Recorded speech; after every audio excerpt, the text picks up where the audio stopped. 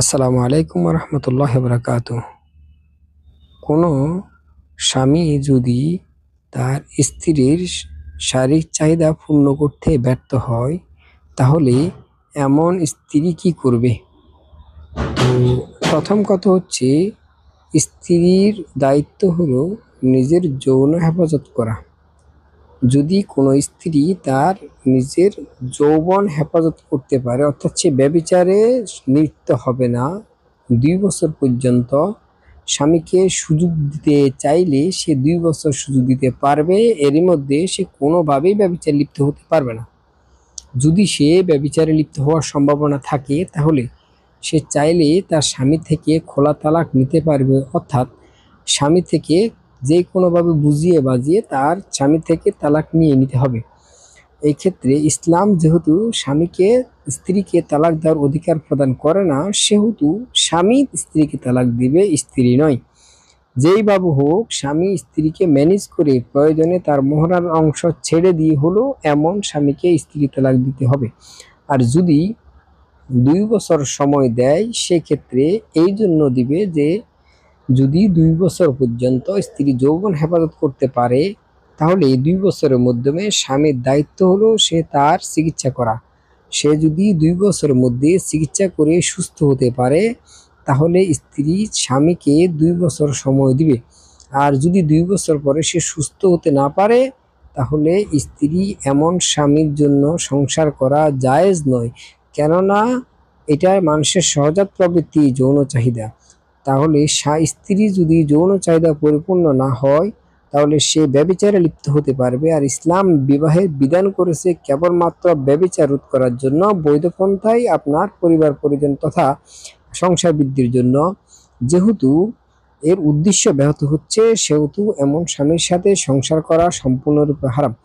আর আমাদের সমাজে যেটা প্রচলিত আছে, সেটা হলো যে লোকে কি বলবে ইত্যাদি লোকলজ্জার ভয়ে নারীরা সাধারণত এমন স্বামীর সংসার কষ্টের জীবনযাপন করে যাচ্ছে, এবং তারা তাদের যে যৌন চাহিদা পূরণ করার জন্য বিকল্প পথ হিসাবে পরকীয়ার ব্যবস্থা নেয়, হয়তোবা তাদের নিকটবর্তী যে কোনো পুরুষের সাথে ব্যভিচারে লিপ্ত হয়। আর অথচ এটা মানুষের জন্য সবচেয়ে কবিরা গুনাহের অন্যতম একটা কারণ। সবচেয়ে বড় 6টা কবিরা গুনাহের মাধ্যমে অন্যতম একটা কারণ হচ্ছে যে সেটা হচ্ছে আপনার ব্যভিচার করা। আল্লাহ সুবহানাহু ওয়া তাআলা সূরা ফুরকানে যে 3টি ঘটনা কি আয়াতে বর্ণনা করেছেন, তার মাঝে একটা হচ্ছে ব্যভিচারের ধারা কাছেও যাবে না। ব্যভিচার তো করবে না, ব্যভিচারের ধারা কাছেও যাবে না। হ্যাঁ, তাহলে এই ব্যভিচার নামক কাজে জড়িত হয়ে যেতে পারে। আর শয়তান আমাদেরকে লোকলজ্জার ভয়ে বলে যে লোকলজ্জার ভয় দেখায়, কিন্তু যদি আমরা শয়তান এটা দেখায়, তার কারণ হচ্ছে এটাই, যেন আমরা শয়তানের প্রদর্শিত পথে অবলম্বন করে ব্যভিচারে লিপ্ত হই। আর যদি কোনো ক্রমে কোনো নারী বা পুরুষ ব্যভিচারে লিপ্ত হয়, তাহলে তার পুরো জেনারেশন শেষ হয়ে যায়, অর্থাৎ পুরো একটা প্রজন্ম শেষ হয়ে যায়। আর এই শয়তান চায় একজনকে নষ্ট না করে তার পুরো প্রজন্মকে নষ্ট করে দেওয়া, যেন তার প্রজন্মের মাঝে কোনো রকম আর দিনদারিতা, আল্লাহভীরুতা, দিনের জন্য কল্যাণকামী কোন সন্তান জন্ম না নিতে পারে।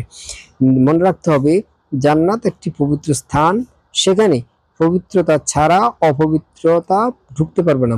কোনো ব্যক্তি যতক্ষণ পর্যন্ত পবিত্র হবে না, ততক্ষণ পর্যন্ত সে জান্নাতে প্রবেশ করতে পারবে না।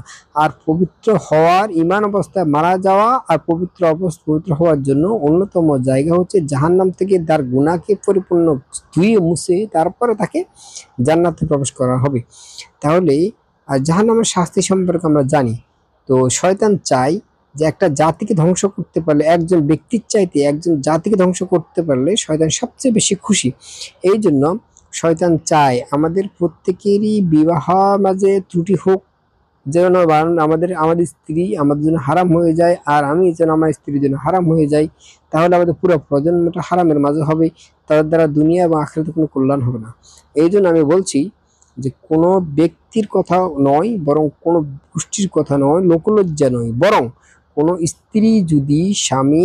স্বামী যদি তার স্ত্রীর চাহিদা মেটাতে অক্ষম হয়, তাহলে এমন স্ত্রীর জন্য জায়েজ নেই ওই অক্ষম স্বামীর ঘর সংসার করা, সে যত বড় দিনদার হোক না কেন, সে কোনোভাবেই নিজের যৌবন হেফাজত অথবা তার সতীত্ব হেফাজত করতে পারবে না। তাই তার জন্য সবচেয়ে নিকটতম সহজ মাধ্যম হলো এমন স্বামীকে প্রয়োজনে মহারানার পূর্ণ অংশ ছেড়ে দিয়ে হলো তালাক দিয়ে নিজের মন মতো একটা স্বামী গ্রহণ করা। আশা করি উত্তরটা পেয়েছেন। আর আমি যেই বোনকে উদ্দেশ্যে ভিডিওটা করেছি, হয়তোবা চেষ্টা করব ওই বোনের কাছে ভিডিওটা পৌঁছানোর জন্য। বেশি বেশি শেয়ার করবেন এবং আমাদের পাশে থাকবেন। আসসালামু আলাইকুম রহমতুল্লাহ বরকাত।